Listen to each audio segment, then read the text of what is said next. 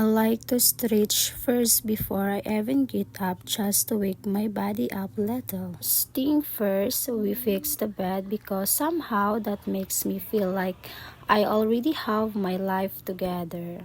Good morning, everyone.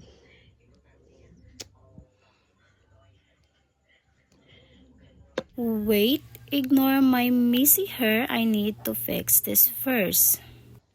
There we go, slightly more presentable. Brushing my teeth because morning breath is not the vibe. And washing my face to wake up properly. Wow, meron shot. I need to change because I have a lot to do this morning. This is my breakfast, lumpia with ketchup.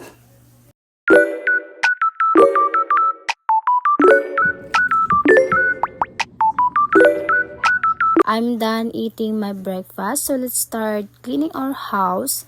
First is I fix our curtains to make it presentable to everyone. Uchada pulchatan awon.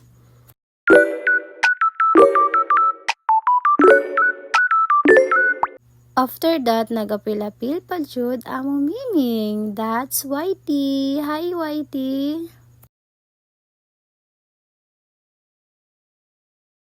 Okay, time to deal with these clothes. I'm going to fold our clothes first before doing anything else. Very thankful because I have two sisters, kambal sila. Of course, ginahelp ko nila every time nga na ako'y ginabuhat. Thank you guys! I arrange my things, especially my laptop because that is very important.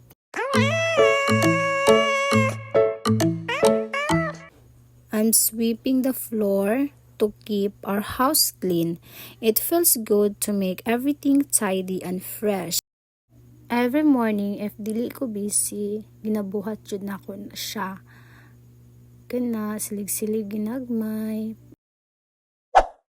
Here na punta sa gawas, kana na silig-silig dadara, wala jud hugaw sa mga gas kay murag taga-taw-taw may panilhig. Ay naay. Gamay na siya guys. Here na punta sa loyo na nilhig kana gilimpyuhan nato na aron dili siya gubot lang taon o naka-arrange po ang atong basura. Hi guys! I'm taking care of our garden so the plants can grow healthy and strong. It feels good to see them thrive and make the space lively. So kana ginabubuan ako na siya guys aron motubo gid siya dali. Nanapod ta dara ato nang giatiman ato ang gitanom nga gamay nga alugbati.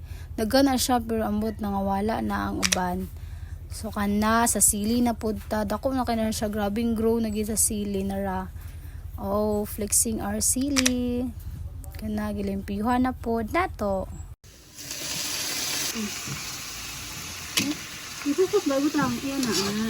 Mao ni among paniod to. Ako yung luto ana. After everything, karon nga adlaw is nagpahilot ko sa kong ulo kay grabe gid ka sakit. Amo na akong reaction guys. Sakit ka kong ulo. That's all.